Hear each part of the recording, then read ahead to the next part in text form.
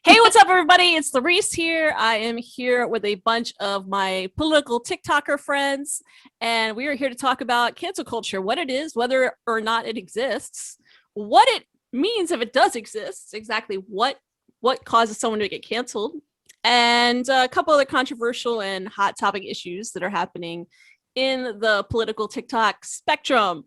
Wow, that sounds so official. So we'll just go around and introduce yourself. I'm Laurice. That was a good intro. Yeah. Right. I didn't even write it down or anything. I feel it very, very kind of okay. Not really great. But Laurice F on TikTok is my TikTok. I don't just do I didn't originally start doing political TikTok, but I kind of ended up going that way with the elections and just getting really passionate about everything that was going on. I felt like there was a way to put my comedy and interweave the two together. So I usually end up doing like satire videos. And I have a YouTube channel, Super Improv Gal, but I haven't uploaded there in a very long time because I was doing like TV show recaps and like mostly horror shows, and most of the shows went on long hiatuses. And I'm at Laurice F on Twitter. And we just go around and introduce ourselves. Kristen, you go next. Hi, I'm Kristen. I am at Chris10. The number 10 is blue. I guess I'm a political TikToker. I came to TikTok to kind of get away from like abortion stigma and stuff in my head because I had one for medical reasons, and I got into talking about abortion on my TikTok page, which is political. So that's why I'm here. Cool. And met these guys. Then I really am interested in this whole cancel culture thing. I have a business administration degree and I studied retail and consumer sciences. So I feel like it goes along with the consumer sciences part. So yeah. I'm Kim at Kimmy6904. I just got into politics literally in April. So I have had my head in the sand this long, and I was tired of it. I was tired of Trump, honestly. I was tired of the nasty things that he was saying, the things that he was doing, and I needed to start standing up for my children, and it's something that I want to learn more because during high school, I wasn't into this. I didn't want to be. I was goofy fun. I was the theater kid, like you guys. So that's what I wanted to do. And then, mother at 23, and just kind of, that was it. But now I want to do this. We have Jackie. Hello, my name is Jackie. My user on TikTok is Jax2thefuture, the number 2. I, like many people, started off on TikTok not talking about politics. And then I got more involved in politics in the 2016 election, which was my first election that I ever got to vote in as a person. And I had just started college. And I think up until that point, because I grew up under the Obama administration, and I think in a time of, I don't want to say prosperity because people are always dealing with their own difficulties and suffering, not just in America, but across the world. But I don't think that I saw the necessity of being involved in politics until we hit the 2016 election, and we had the nomination of somebody like Donald Trump, and then the eventual win of somebody like Donald Trump. And from that point, my involvement in politics grew just as a person. And then I don't even remember what TikTok I made, but at some point something caught some sort of fire on my page. And I just kept talking about politics. And now I graduated college with a theater degree. And now I'm thinking about going back to school for a law degree to eventually jump into politics, because I'm tired of sitting on the sidelines and feeling like my involvement goes up until I vote. I feel like there's more that I can do, and I want to do that, and I want to be that voice for people. So that's me. Yeah, awesome. I love it. Thank you. And Matt and Jennifer. So, hi. My name is Matt. This is my wife, Jennifer. My TikTok handle is at USMC Angry Veteran. Jennifer lives vicariously through me for TikTok. Yeah, much like everybody else, I did not start a TikTok account to talk about politics. I was going to tell stupid dad jokes all day, and that was going to be my thing. But then I made one post recognizing myself as a Marine Corps veteran and telling Donald Trump to go fuck himself. And next thing you know, here I am. So, That's awesome. That's a great way to start, to be honest. Yeah. I mean, I was just telling them earlier, if you look up, I know everybody's got their little hashtags that they do. Mine's morning tea with Kim. But if you look up angry veteran, it's all of his stuff. Absolutely mind-blowing how many like millions of views he has. I mean, it's pretty cool for somebody who didn't, was telling dad jokes. But, it's awesome because you can see it's all him. Before we get into the whole cancel culture stuff, there is such a huge political TikTok community. People think of TikTok and they just think of people doing stupid dances. They don't really think they're going to go on there. And that's kind of how I started. I was doing stupid dances and making a fool of myself. And I'm like, why am I doing this? I look like an idiot. Like, I'm not even a good dancer. So, and I was starting to do more like sketch comedy type stuff and commentary stuff. And then by doing commentary, I was like, well, I'm covering pop culture and news, but then the news got usurped by politics. Like the dumbest, most ridiculous. There was no news other than politics in the world. It seemed like for 6 months, it was, especially with Trump, he just dominated everything. There couldn't be anything, no one being stupid. Like Florida Man just went by, and every now and then you get like a crazy Karen, and nobody cared about the Kardashians at all for a while. I was like, well, that's kind of good, but I don't want that like, was Trump. Peaceful. Yeah. Like, what is there to talk about? We had a Florida man in the White House. I know. I nailed it. He went down and just have to be a Floridian. Took the words right out of my mouth. Took over Florida. He was the Florida man. He is like he is there. He's there now. He's Florida Man. No, he's not. Florida Man. He's literally gets impeached 2 hours twice. away from me. Moves to Florida where he's not wanted. We'll get into the whole cancel culture thing. So my question, my initial question is what is it exactly? What is it? Is someone dead? Like, you're canceled. Like, if you had go 10 years ago, gone back and told someone they were canceled, they'd be like, huh? What? Am I dead? No, it's worse. You're here, you're alive, but you're bad. You know what I'm saying? So what is it exactly? As far as I'm concerned, like, if you cancel, there are certain people that I think can get canceled. You can get your show canceled. You can get a relationships canceled. You can go to jail. Then you're definitely canceled. But if you're a free person and, you could lose all your friends, you could lose your career, obviously, and your reputation, but you're still alive.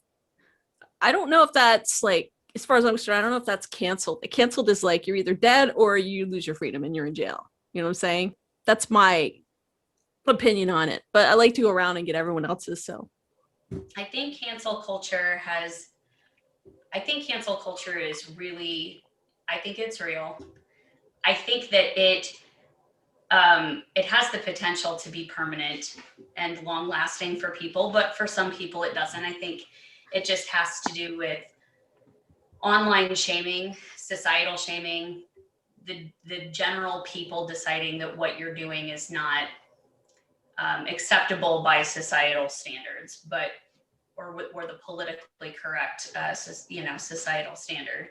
So I think that, and I think we were talking about this earlier, Matt and I were talking about this earlier, Monica Lewinsky, before we had like a lot of social media, I mean, she's somebody that I would consider to have been one of the first people to experience cancel culture, where it was long lasting. She's still the butt of jokes. She had an incredibly difficult time getting work.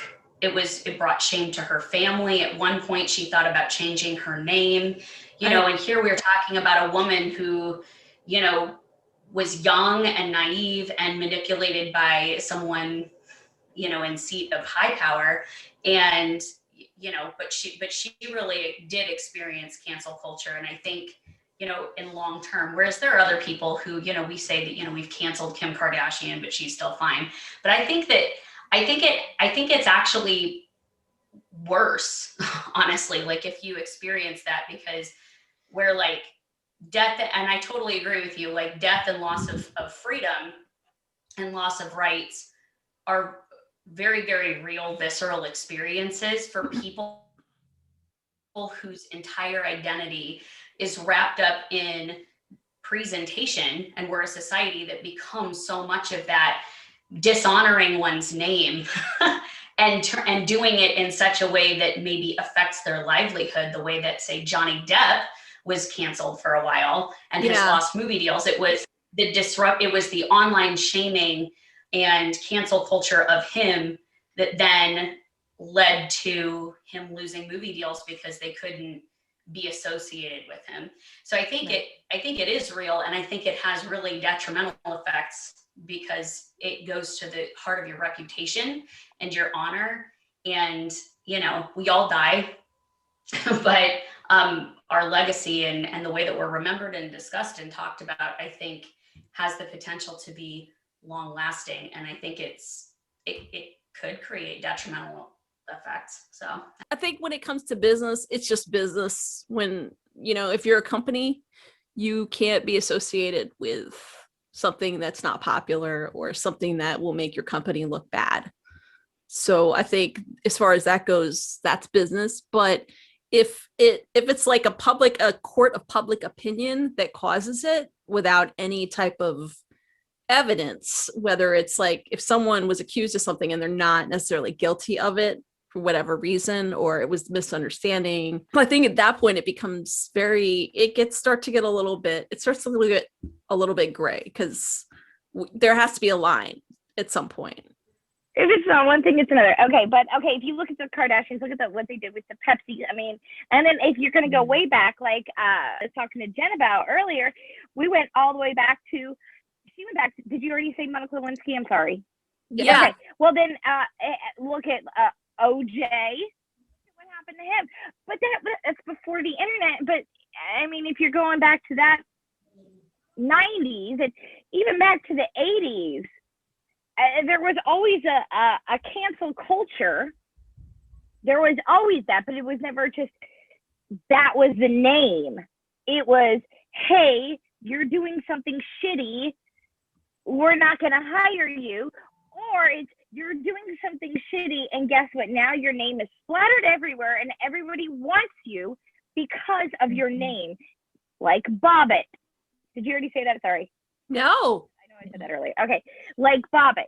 Hello, you cannot say Bobbit without knowing what it is. Well, unless you're younger. But I mean, I'm pretty sure my son would know what that is.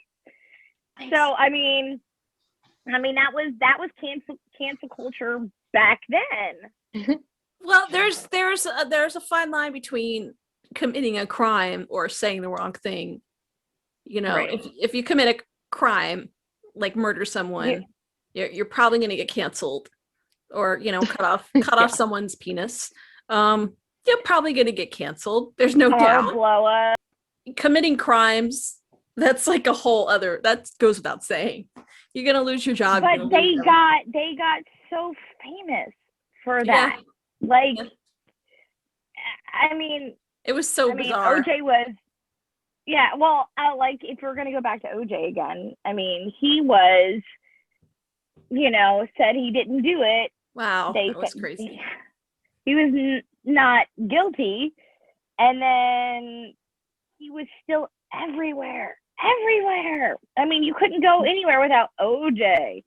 Yeah, like he did it, right?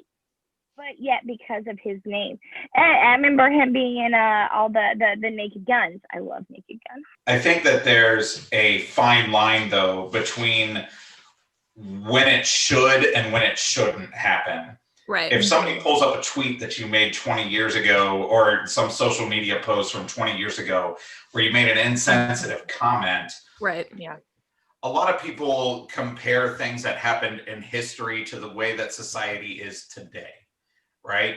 Right. So, you know, if you look at the context of not only what he was saying, how he said it, but the environment in which he made the joke, doesn't necessarily mean that it was an appropriate joke to make. No. But, you know, but what has changed since then? You know, so I think this knee-jerk reaction of society to just, oh, you made a bad choice when you were 15 years old, so you're out of here, is just as detrimental as turning a blind eye to bad things that people are doing. So, and I also think like you can play that in reverse. Like I feel like the Monica Lewinsky thing, if that had happened in this day and age now, I can't believe that seems like it wasn't that long ago, but now we have such like the Me Too movement and stuff. Right. She would not have been villainized as much because people would have believed her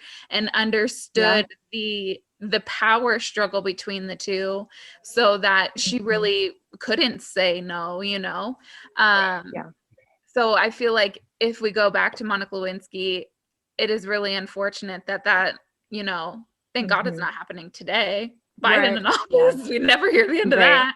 But oh God, the Lord, right? He would have Can had you imagine? Today, that's no big deal because, you know, we have a president that said, you know, grab him by the whatever and grab him by the and had 27 people still sexual voted for assault. him after. Yeah, the cat wants to be involved. Hey, kitty, kitty, all right. And we have Danielle here. Hello. Hello. Yeah, On the same topic. It's funny. Yeah, I think it's funny to come at it. I think I'm the youngest one in this group. I'm 23. I have grown up now with social media. Yeah. You know, and I've talked about this so many times with my friends ever since I talked to them about the fact that I want to shift my career and eventually move into politics, whether that's being the candidate who's running or being behind the scenes, you know. Regardless, I've thought about this and I've been like, well, what have I said in the past that could possibly affect things? Not that I'm running around saying like egregiously horrible things. I'm not like saying racial slurs. Thankfully I did not have that phase, which people that has somehow become like a normalized thing. Right. For some kids in my generation, where they're like, hey, you know, everybody goes through a racist phase, and I'm like, I don't know if everybody does. That's a little weird to say it like that. No. Never run for office is because I've had that phase. And if you go through my Facebook account circa 2006 to 2009, no, I would never be vetted. I feel like too, I grew up in a house, well, I am from like Scottsdale, Arizona. So I grew up in a household where my family isn't that politically correct. So I literally had no idea what was going on until recently. I mean, I don't know what people could dig up. I don't remember specifics, but I feel like I have changed drastically. Yeah, no, absolutely. And I didn't mean that in the way of like, if you said things in the past, how dare you? That's not at all what I meant. I think that specifically in my generation, it's become something of a thing because again, my generation has kind of grown up having to be politically correct, and I think everybody should strive to be fairly politically correct as you can, and take critiques when they come to you and be as gracious as you can with them. But it's interesting because in the same breath that I haven't said like those types of things, even when I was first on TikTok, when I first started on TikTok, I was talking about like my experience in retail and working retail. And that was how I got my first grouping of followers, was people who followed me because I told funny stories about when I worked at Bath and Body Works. Oh yeah. And one day I made a story. I don't know if I feel like Duchess Prim, Duchess. I think you might, I don't know if you remember this, but I posted a video and I had said, you guys want more trauma from Bath and Body Works? You got it. And I told them a story. And and people legitimately rightfully kind of hopped on my ass and they were like, how dare you, not how dare you, I feel like I'm making light of it, I'm not trying to, but they were like, why would you say trauma and then tell us this trivial story about a woman who wanted to use a coupon when it was expired? And to an extent, like the time that I had at Bath and Body Works, for me, and this is a side story in and of itself, I did have traumatic experiences there. I had to sacrifice some of the last time that I had with my grandmother, who passed away very shortly, because my bosses were telling me that I had to work, and they made me leave Thanksgiving early when my grandmother passed away 2 weeks later to come and work Black Friday, because they weren't understanding like where I was in terms of my family and what was happening. And that was traumatic for me. So the time that I had at Bath and Body Works was difficult, but for people who don't know that aspect of what I went through, and for people who don't know those intimate details, it came across as like I'm making light of somebody's legitimate trauma, which is really stupid, because I mean, I got robbed at my age at Blockbuster when I worked there at 18. Oh God. I got robbed at 19 at Wells Fargo. I still remember God. Blockbuster. I do remember going to the Blockbuster on my corner. So Wow. Yeah, that was fun. Wow. Yeah. But like but that's the thing though, is like people, you don't know what people have been through until they tell you what they've been through. The which full is freaking story. Exactly. And it's like so when people came after me, at first everybody, I don't care who you are, anytime somebody calls you out on something, I'm pretty sure 99% of the time your gut instinct is going to be to get defensive. Just bottom line. And I did that. I was like, why are you guys coming after blah blah blah? And I sat and I thought about it, and I took a second and I made a video where I was like, look, that was not my intention. I left the video up until my account moved fully into like political TikTok. But I left the video up and I was like, I don't believe in taking videos down just because I think it holds me accountable. And again, I left it up until I was talking about politics. And I appreciate you guys telling me this. I know that my experience was traumatic. I am not in the place mentally where I am prepared to talk about it and what I went through, and mentally what I struggled with while I was working there. I never meant to minimize somebody's trauma by making this video, and I apologize if that is what happened. And I appreciate you guys calling me out on it. And I think, and that's just like one example of what my generation and younger and moving forward now is something that we're just going to we're going to have to reckon with it, especially for kids who I'm going to, only because here, I think this needs to be said, is I think we're towing a very dangerous line between nuance and reality. I think that just because it was traumatic for you does not necessarily mean it was traumatic for somebody else, but that doesn't take away from the fact that you were traumatized. You know, and I deal with that with everything that happened in Charlottesville. I've been diagnosed with PTSD because of that. But there are other people that were there on the ground seeing what was happening, and they said, oh, I'm fine. Well, that doesn't take away from what I experienced. So if you were traumatized by that situation, that does not mean that everybody else would. And I think that's the weird line that I think that we're really towing right now. Toggling. Absolutely. And that was my next younger part generation too. I'm not meaning to knock on you, and I apologize. I didn't mean to. Sorry. It's true, but the younger generation, they snap to it. They don't. They're like, I think yes. That's me. That you can't do that to me. No, 100%. No, but I think the punishment has to fit the crime. You can't just snap the same level of snapping at someone that has done something really bad, like the TikToker that was dancing in front of the Twin Towers against what Marcus said, which was just a really insensitive thing to say. It's not the same level. We have different, and then we have someone that may have said something kind of that annoyed people. Well, let's say one of the Avengers, I don't know, said something kind of off color or what, I don't know what the word for it is, slightly offensive, as opposed to, Weinstein, who is I think going to jail. And I think that's there has to be like, what'd you say? We're never all agree on the same thing. And I think that is what we need to actually be grateful for is we all have our own stories and we're all coming from our own perspectives. But when we are truly wrong, like it is okay to call somebody out. Like Marcus, I don't want people to see the post that I made about him and say, oh, well, I guess because she's against him, I should unfollow him. No, that was not what that was about. He's saying it was really, really insensitive. Right. We don't need to kill people while they're down. We need to recognize we'll deal with the politics when we know everybody is safe. And I think that is what I'm saying when nuance is getting lost. Yeah. Absolutely. I agree completely. And I think to speak for the younger generation, as I've said 80,000 times at this point, I think that we're not that old. I'm sorry. Old. I'm not trying to be like this. I am. What the hell?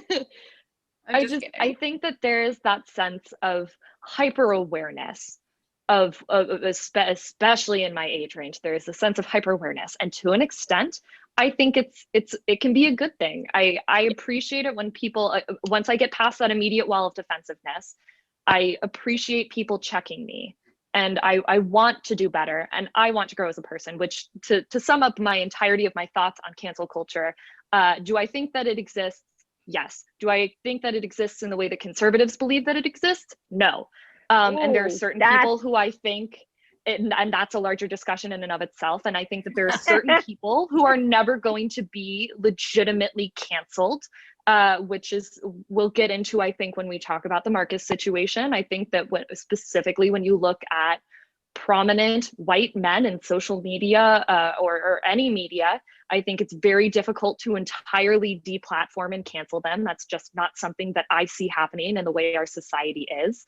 And I think that there is a very fine line between cancel culture and accountability. Yes, and I err 99.999% of the time on my version of cancel culture is holding people accountable. It's not actually stopping them from growing, because in my heart, I think that the vast majority of people are capable of growing and changing and being better. There are some people who I don't know if that's entirely possible, but I want to give the benefit of the doubt, which is why I think that most of the time we should lean away from the idea of canceling people entirely and lean into the idea of accountability. So that would be that's my soapbox that I will now step off of, and we can get into the rest of our discussion. I just have a question though first. I mean, honestly, no disrespect, I really don't really mean that. But do you think that because of this age of technology, when a lot of some of us have grown up in the age where we grew up, with, beepers and, computers and Oregon Trail and, stuff like that. And then now your generation has it like this. Everything has very fast. Yes. Well, shouldn't that have been played a part in this has been said, it needs to be canceled now, not, hey, wait a minute, let's take a second and think about maybe that was back then, this is now, look at the change, but it's a instantaneous cancel. Right. I answer that. Can I answer that being the 34 woman in the room? Yeah. I think that our generation has been desensitized and willing to accept a social norm because we grew up as children of boomers. Yeah. And I think that we are now being challenged by evolution that is happening at a pace that is faster than what was happening during our parents' upbringing. Oh my God. And I think it is behoove of us to catch up with the train that has already left the track. Yes. We need to be conscious and aware and not let ourselves become the boomers of our generation. We need to be up to date and be willing to constantly evolve, which is what, unfortunately, the majority, not all, of the boomers have decided to do, which is dig into what they have known because that is what's been true to them. Yeah, and they totally embrace it. And that's I feel like what I was talking about yesterday too, and a lot of the chat with the cancel culture. I really don't think that cancel culture is a thing.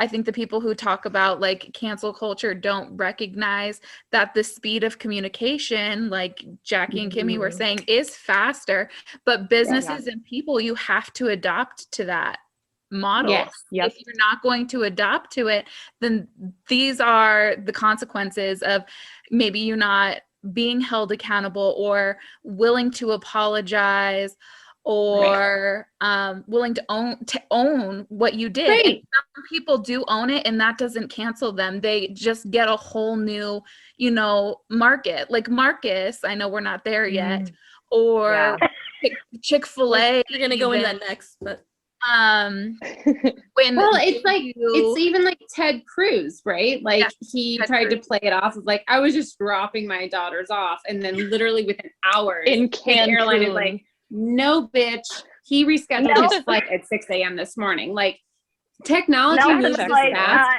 for a reason. Just hold yourself accountable. Oh, we got you on the plane.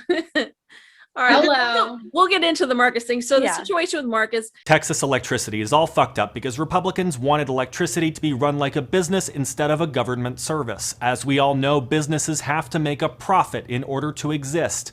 The problem is that businesses generally do what's necessary to make money and don't actually give a shit about customers, so they have to be forced to take care of their customers by rules created by the government. Well, Republicans don't like rules either. They call them government regulations. Enjoy your power blackouts, Texas. You voted for him. When did he just show up? He showed up on TikTok. He was like, yeah, what? How long has he been on? He just kind of showed up, right? Yeah, like I just remember. Yeah, I remember him really like jumping into my For You page consistently when we were getting closer and closer to the election, and he was dropping predictions for the electoral college map where he was like, this is the most likely scenario. And most of them are pretty accurate, I'm not gonna lie. So that's when I saw him. Marcus's background. I feel like Marcus's background is why we are here. He worked for MSNBC, I think.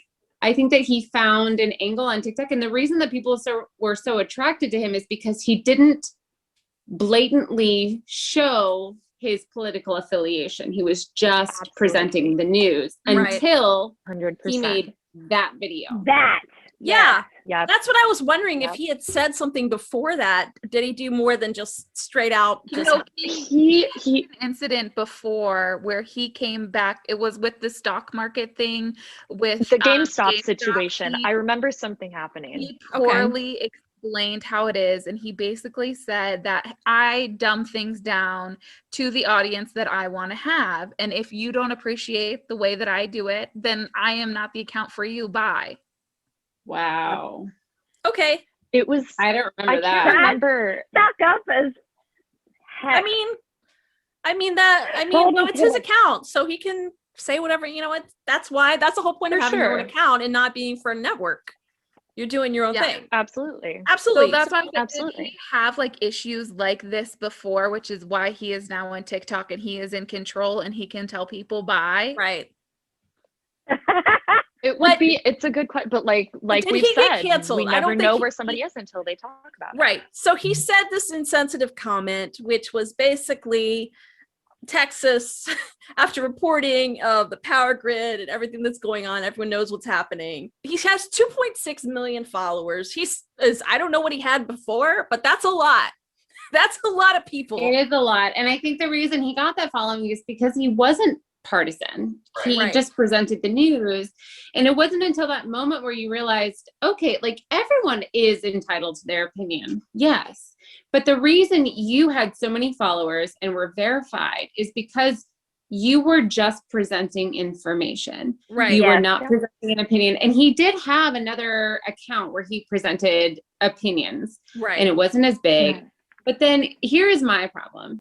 He kicked the people of Texas while they were down. Right. And I even said this in a video, I do not care who you voted for. Nobody deserves to freeze to death in their own home, period. Like we will deal with the politics of this all later. No. But right now, this is a humanitarian crisis, and we do not need to be pointing fingers and saying, you voted for this. That's Freeze what to he death said. in your own home. It's exactly what It he said. is He what said, he said. you voted for this, enjoy it. Which was Enjoy very, it. Exactly. is very, Exactly. very And inconsiderate. so, Extremely and inconsiderate. Exactly. I also think like, if that is your opinion, okay, great. Say it out loud, but also respect the fact that how many people called him out on it and what was his response? He doubled down. Hi to all my new followers. Thanks for checking out my page. I'm sure you're here because of this Texas video. I very rarely express opinions, but when I do, they're usually strong opinions. And since people are more likely to share strong opinions on their personal social media, there are now a bunch of new people following me. Hi, it's nice to meet all of you. My name is Marcus. I was born in Boston. 我在中国长大。我16岁搬家来美国。I'm a freelance field producer. I normally work for mainstream media outlets. I've been in journalism since high school and at the national level since 2014 when I first covered the Ferguson riots.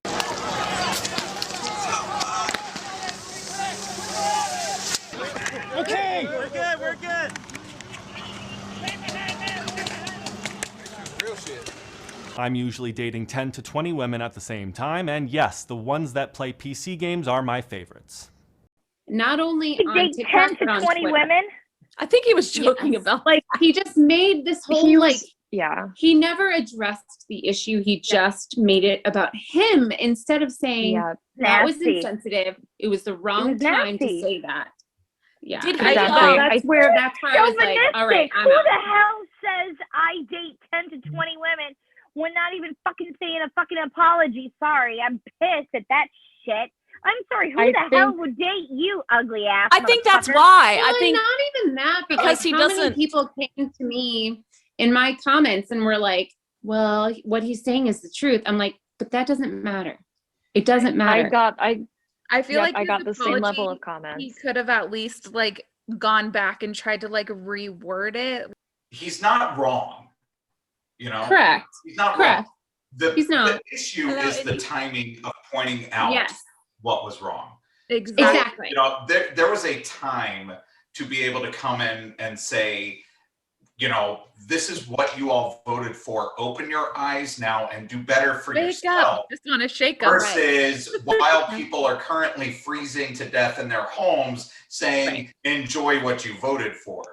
Right. He's Exactly. not wrong in what he said. It's the Big Lebowski quote. You're not wrong. You're just an asshole.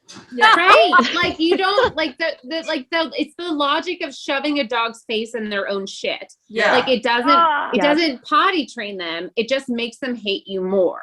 Right. Like right. Yeah. he should have I wish he would have had the foresight in thinking Did maybe he get more? we should address later. Oh God. No, did he actually? no, he you- said he got more followers from him. Did he get more followers I'm because sure of he it? did. Well, I don't but know. like people were I don't- really emboldened and really liked what he was saying because people wanted to, you know, kind of like what we say about Trump too. Like people were thinking this stuff deep down inside. Some were going to Twitter and saying it, but Yeah. Marcus came out and said it, and then they flooded his comment section, and then they flooded other people's comment sections, and then they were making their own content Yeah. about Wow. it. So like because Right back, guys, there's sorry. creators, Like everything goes back to what it spread Jackie like was saying, wildfire. though. What Jackie was saying about, you know, if you get called out on something, just take accountability for what you said and Exactly. learn And that's my from that situation. Listen, there is not Absolutely. one person in this call right now that gets called out more for the things that they post on TikTok than me. Okay. I don't know if that's true. I'll fight you on that one. All right, we'll talk later. But We're gonna have a seriously, cancel war. Yeah, who's gonna get canceled quicker, Danielle? Who's gonna get canceled quicker? Let's fight it out. Let's All fight right, it you out. got it. No, but I think you're right. I think it's, you know, I think there's a difference between if you have a mass majority of your followers coming at you and saying, what you are saying is incorrect and this is why, and you don't metabolize that in a way of saying, I upset somebody, I upset a lot of people. maybe I had bad timing. Maybe I'm not understanding the way that I'm interpreting this information. You know, you have to have self-accountability. And I think this is the scary, scary, scary, very tender line that we need to be aware of. The fact that he fully embraced the fact that he instantly got new followers. That is exactly how Trump supporters think. Like, oh, I said my opinion and all these people agree with me. Oh, I'm going to create a little cult over here. Yeah. So he didn't get canceled. He actually got elevated by it. He get the opposite. Exactly. And that's why it's cancel culture real. If you're actually going to get elevated by doing something wrong. Right. And I said this, I think, I said this in comments on other people's videos because a lot of the people that I follow have issued fairly similar sentiments to me. Personally, was I offended by the last sentence he said in his video? Yeah, I feel like I think all of us agree that it was insensitive. Yeah. I had more of an issue with his response video. Yeah. I thought that was honestly worse than the initial comment. Because it just I agree. I agree with you. Yeah, I think it was mansplaining and chauvinistic. It was. I don't even know if I would call it mansplaining because I think, and again, this is why I say I don't know if white men with really large platforms can actually be canceled, because I think that like when I see other very large political TikTokers, like I'm thinking about like Victoria Hammett, my dude, Rinstar, that they were all talking about this issue, and they still got so many people in their comments that were like, it's his opinion. And I'm like, what do we tell conservatives every single time they come at us with certain things? Like my personal favorite is the like, I don't support the LGBTQ plus community, but that's because of my religion and it's my opinion. You can't hate me for that being my opinion. And I'm like, look, our opinions, I can differ with opinions on certain political topics when it comes to things like gun control, when it comes to things like taxing the rich. Like there are certain things that I'm like, yeah, we can bend a little bit in our political opinions and I can have discussions with you. When we edge out of talking about opinions is when your opinion directly invalidates my existence and is made exclusively to dehumanize me. And this is what, like, that is my biggest issue, is like when we talk about conservative TikTokers, political figures, when they say things and we're like, this is problem. Like, we can even look at the Gina Carano situation with Star Wars. It's like, we're not saying that like these people, I want them wiped off the planet. I never want them to be able to afford to live again because they said this nasty comment. That is not what I'm saying. I'm saying that I want them to fucking learn. I want them to recognize the harm that they made with their comments. And it's the same thing with Marcus. I'm not asking for him. Even if he just made an apology and behind the scenes he was like, fuck that, I don't know why I made that apology in the first place, but he just made an apology. At least there is on some level a recognition that it harmed people. It was painful. It hurt people. And it caused hurt. Exactly. And I say this all the time, especially as a white woman, you can say things and hurt people and never intend to hurt them. Right. Intention doesn't matter when you say things and then they cause a ripple effect. And I think that is my biggest issue with the Marcus situation. It's not the initial comment, because everything up until that last sentence that he said, 100% true. And I'm not trying to absolve Republican leaders. I'm not trying to say that Republicans, we should all be buddy and throw up a bonfire and roast marshmallows over it next time I see them. I'm just saying that these I just don't think that people deserve to fucking die for what they voted for. Nobody walks into a voting booth and says, you know what, I'm gonna vote for this person, and if I wind up freezing to death in my home, so be it. Yep. At least I got to keep my guns. Nobody walks into a voting booth and says, girl, you got to the heart of that shit right there. But that's I'm sorry, I know I'm on a bit of a soapbox. I think that it's so aggravating to me, and I'm seeing so much inhumanity from people.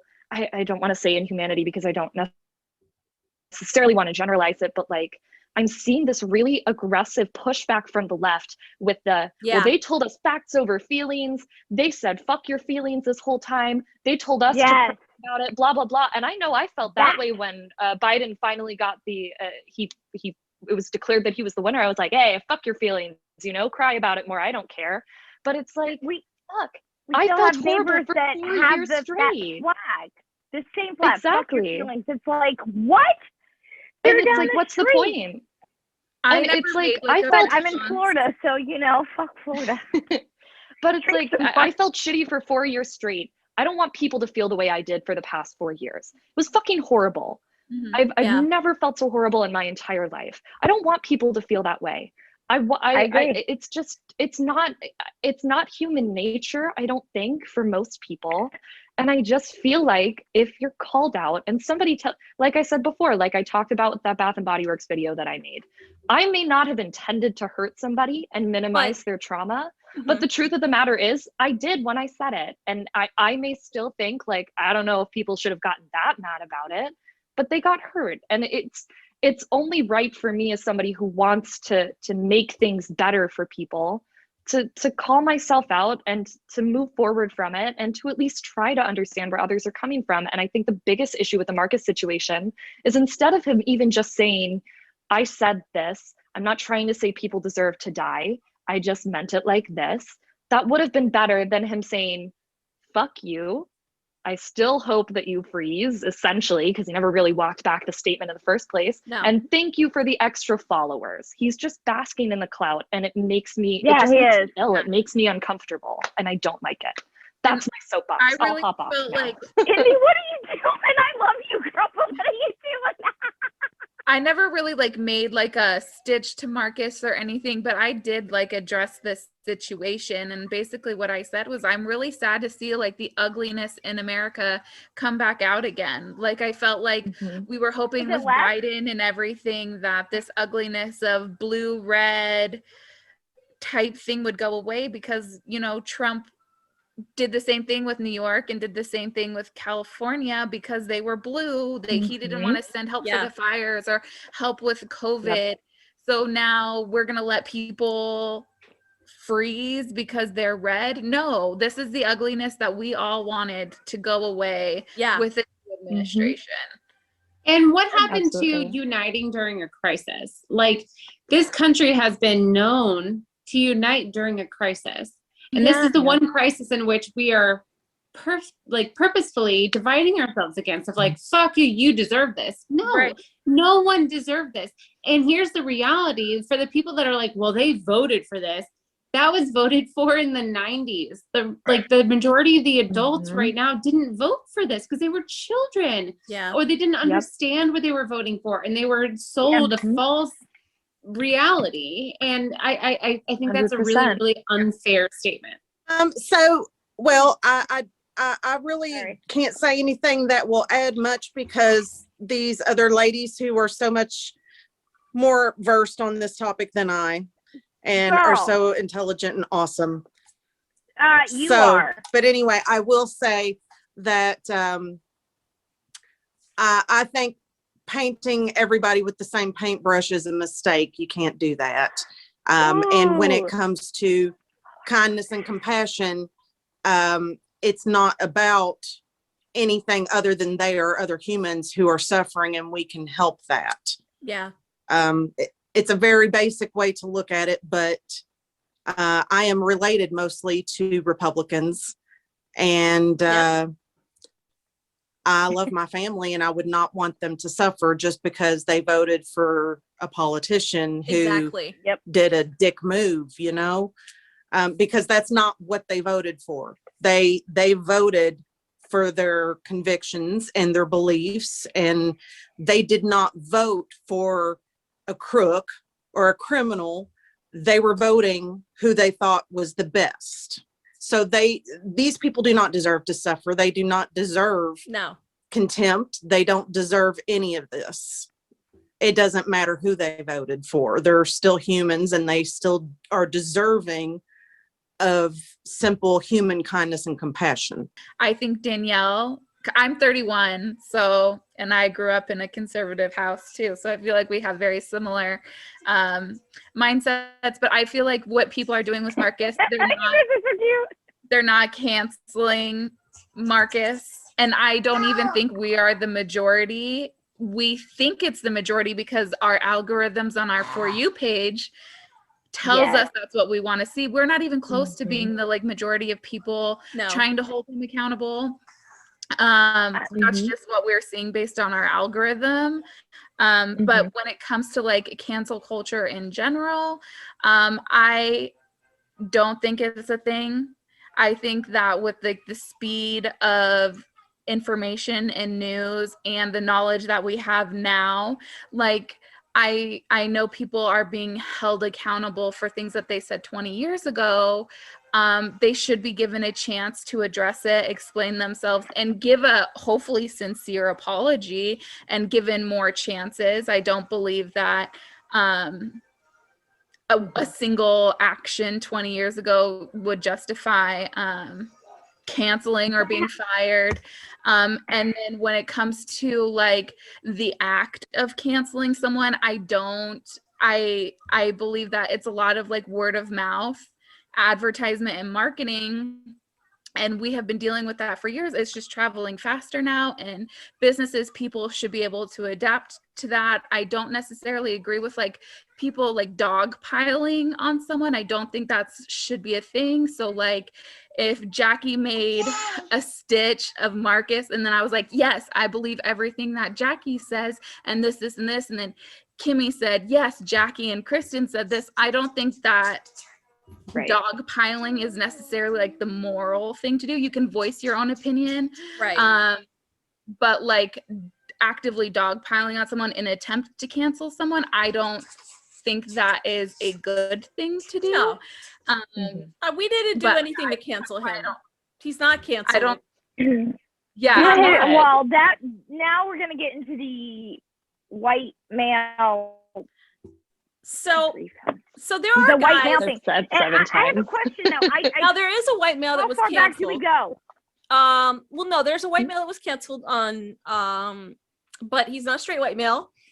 Shane Dawson was pretty much just thrown out of the YouTube community Shane and Dawson has not come back. That is not come back. Yeah. Most of it was he hasn't resurfaced. And most of it was stuff that he had done a long time ago that I remember watching, being like, "That's messed up." Let's think.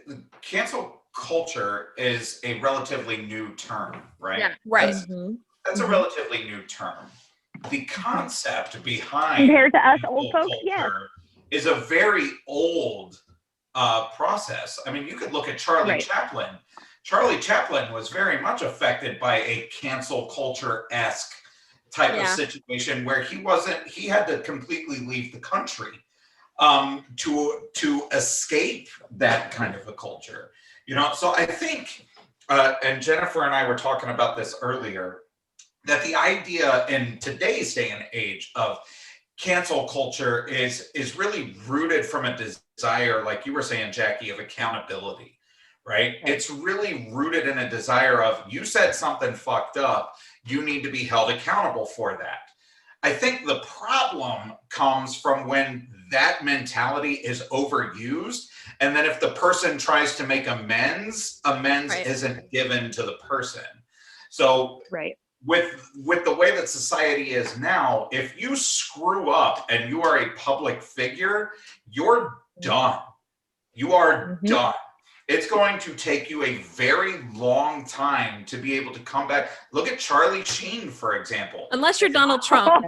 Chris Brown. Look at unless you're Donald Trump. Robert Downey Jr. Look at Robert Downey Jr. I was going to bring it up too. Robert Downey Jr. was going through a lot of problems in the 90s and was completely just written off by society. And his was a lot. His was his addiction to kind of problem. Get out from underneath. And I feel like right, but in the 90s, that addiction problem was very much this is a problem, right? Kind of offense, not a help. It was a cancel them offense, not a help them offense. Right. Yes, exactly. Yeah. It was you screwed up, so we're going to push you out of the limelight so that we can't see you continue to screw up. He went to jail. I mean, he actually did time. Into it. Yeah, he did. Well, I mean, also, I mean, if you look at Roseanne Barr too, I mean, here's somebody super fucked up. Yeah. Pardon my language. And, you know, and she lost her show. I mean, that was cancel culture, like immediately taking effect where, you know, it doesn't, I think that like, is cancel culture necessarily applicable to politicians? No, because we voted them in, they're elected officials. So they're not going away. It doesn't matter how pissed off you are. And they're that's messed up.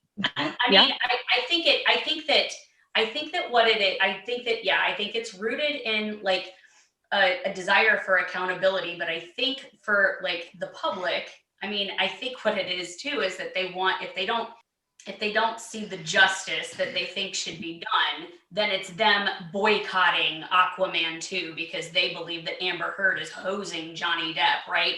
It's their way. It's the way of the regular person feeling like they are contributing and exacting justice, whether it's right or wrong, you know, is a different discussion. But I think that cancel culture, I think that's what it is it's just like, we think this is wrong, and so we're going to boycott you. You can't really, you can hate Ted Cruz, but you can't kick him out of office. I know. You know, his voters can, but I can't do anything about him being a senator all the way in New York.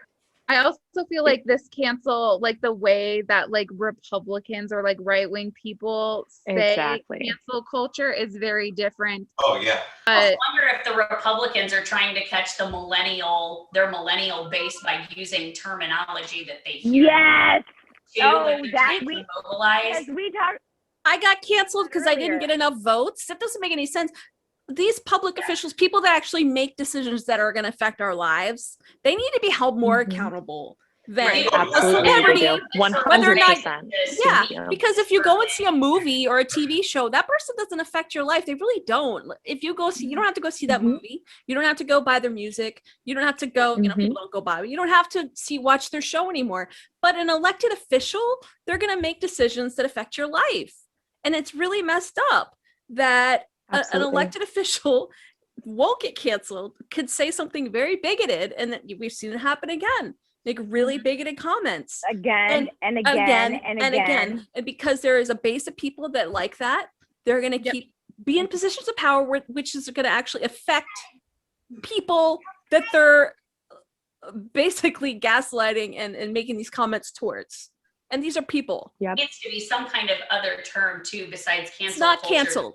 It's not canceled. It's literally, you are a public official, and if you're making these decisions about communities and you're saying, well, those people or this or that, you can't do that because you're governing people. I think we can't even use that term to apply to them, because I think cancel culture kind of applies to things that are a little bit more superficial that don't really impact us. Like if Aquaman 2, I'm using the Amber Heard thing, if that takes off, is that a little irritating to me? Yes. Does it affect my water, heat, livelihood, where my kids go to school? Does it affect things that actually, you know, affect the bubble? No. So I agree with you. I think that we have to move away from this idea of cancel culture having something to do with politics, because that wouldn't even apply. You can cancel Charlie Chaplin. You can't, you know, but you can't, or have some kind of impact on him getting jobs and Eartha Kitt and all that.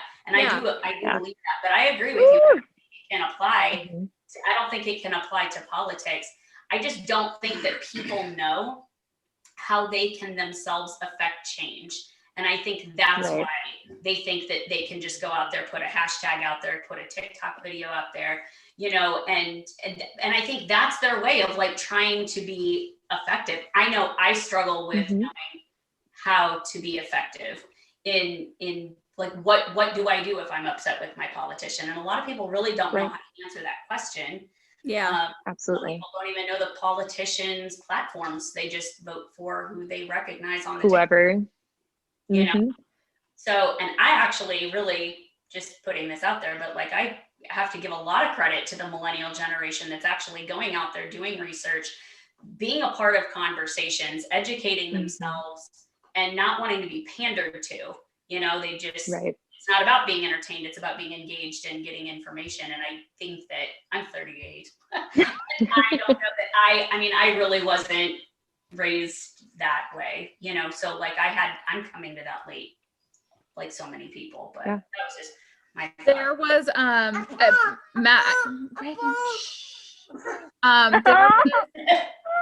there was an article, and I know I think Kimmy, you were on the Zoom too. There was a Scottsdale woman who shook a mask thing in Target, and she went viral, and she was like saying, yeah, I remember that. We were talking about that. Yeah, we were talking about that. She was like, I have a Rolex and she thought she was like a leader of QAnon. Well, she came back and she is a PR person. So she is like the queen of like twisting situations into fit their like narrative to make themselves look better. And she took that she was canceled.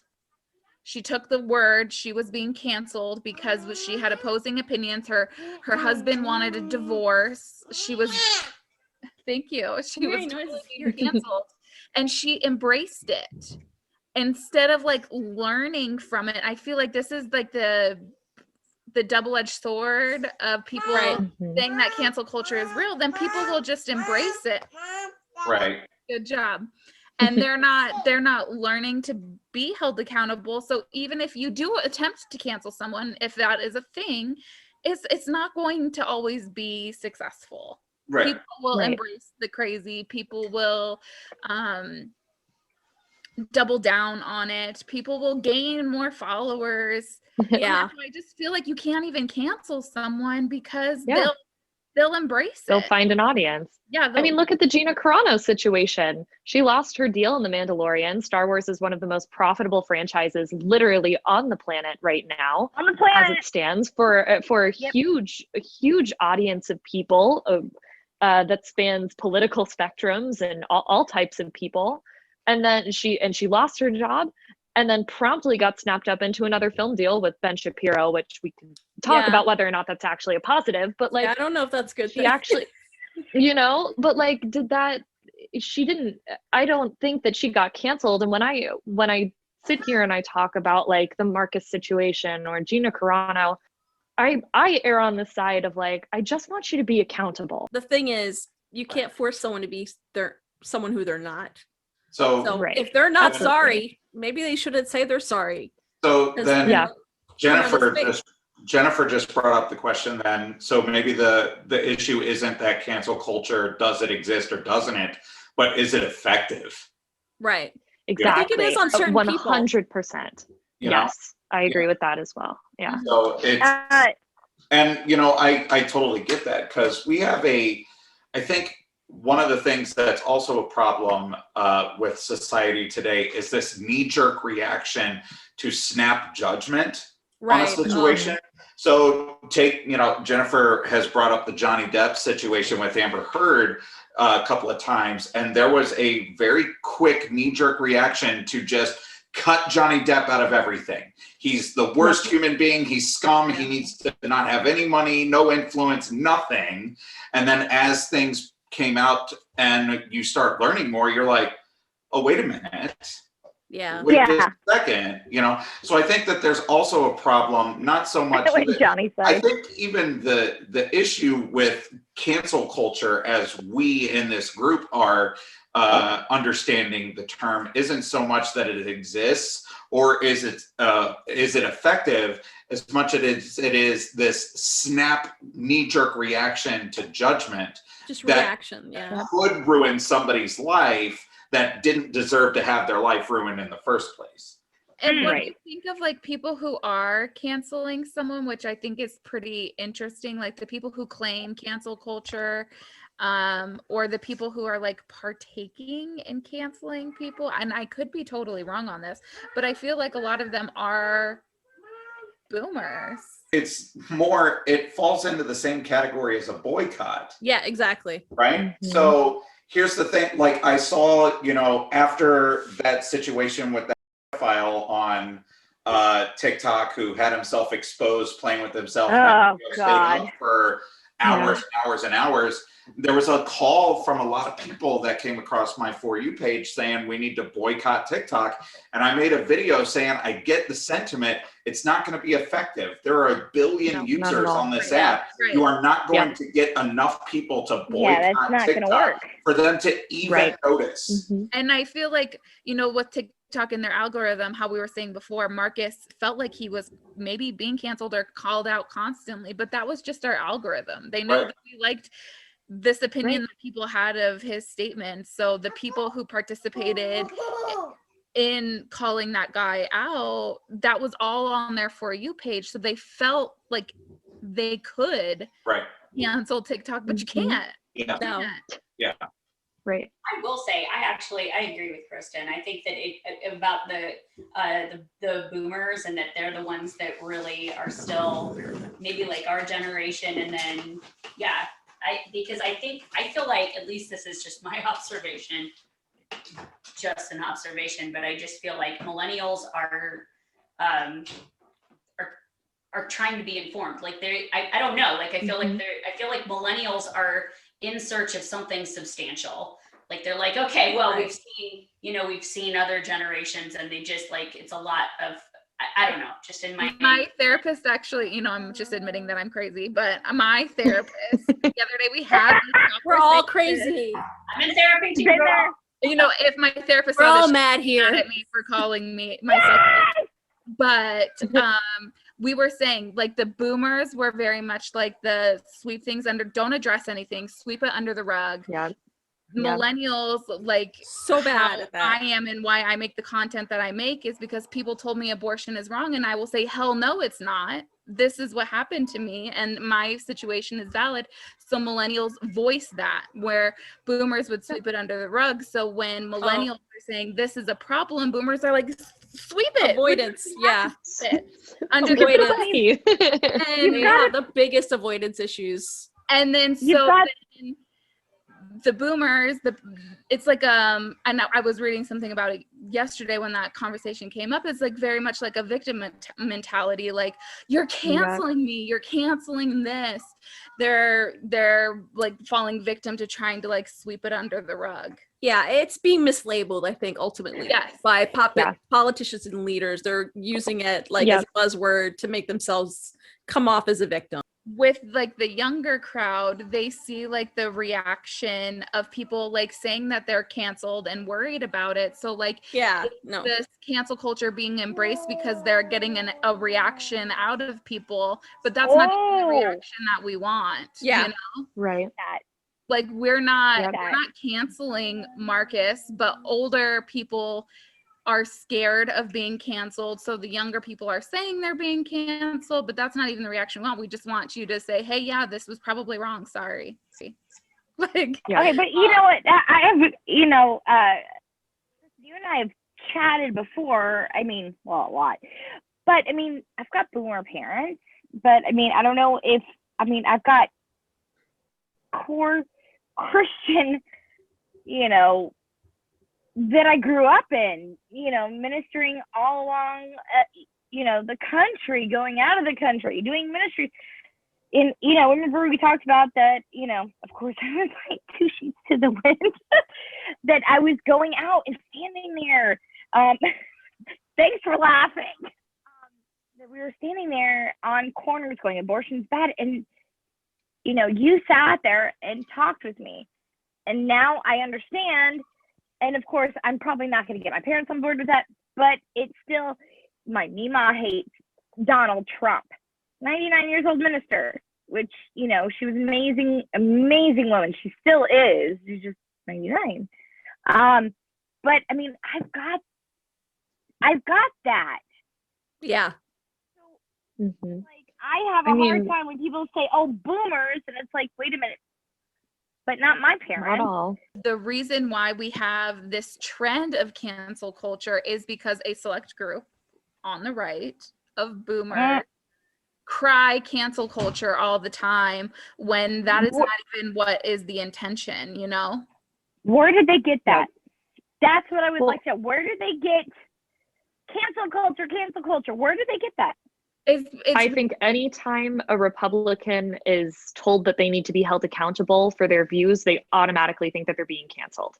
Once people say like, hey, what you said was ableist, or it was transphobic, or it was homophobic, or it was racist, because they've and the generation typically behind conservatives does tend to skew a good bit older. I'm not trying to generalize, but that is for the most part the accuracy.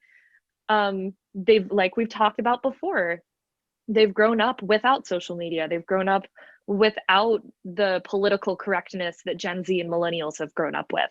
They've grown up without people constantly checking them. Like, I mean, I have conversations with my father half the time, and I know him, and I know he's a good person, a good guy, and I don't think he would ever intentionally say something to be explicitly X or X thing. But you can, like I said a million times already, you can say things that are painful and hurtful to people without recognizing that you have. And the right has just latched on to this idea that anytime we call people out, it's us trying to cancel them, when it's less about canceling. It's more about like, can you show some baseline human decency? Like Biden has said some really, but do you know what I mean? Like, I mean, Biden has said some really horrendous things. And although some of them have been cherry picked by the right and don't provide the full context, some of them are bad. The support of the crime bill was bad. It's a bad thing. And we are allowed, as people who voted for him, or as people who didn't vote for him, or as any citizen in this country, if we think that what he said was bad, and it was, or if what he supported was bad, and it was, we have a right to call him out and hold a fire under him that says, don't do shit like this again. Thanks, Matt. Like, people saying that like Marcus was being canceled is so like not it. Like, not true. That's why I'm like, you can't, exactly. This cancel culture we're trying to claim is happening is not actually what cancel culture really is. And then when, you know, we're applying it to Marcus, trying to defend Marcus, saying he's being canceled, like, I just close your door. It's hard for me to. He blew up. It blew him up. It was the opposite. I mean, exactly. I think with situations like the Marcus situation, with any situation that delves into politics and human rights and equal rights and things like that, I feel like there is an issue of there never really being a black or white answer to certain things. I think when Republicans or conservatives specifically bring up this idea of cancel culture, it's a black and white excuse to very gray issues. Yeah. And it's just like it never helps anything. It's like you said, it's their way of playing the victim. Yep. And I think that when it happens, people on the left, it's the same thing when people get canceled, supposedly, you know, because like we've said, there's nuance to literally every single thing that we're talking about, whether it's gun control, whether it's you're pro-life or pro-choice, whether it's I don't know if there's really a whole lot of nuance to tax the rich, because I think that like hoarding insane amounts of wealth is insane, but there is probably nuance to it that I don't understand. Capitalism, because I'm not insanely wealthy or exactly, like there's nuance to literally every single situation, and I don't think that there is ever in most situations a black and white answer when people come at odds with each other. And I just think that that's the larger discussion so for people on the right to just slap this thing of like, oh, you're canceling me, how dare you, the liberal agenda, how dare you do this to me.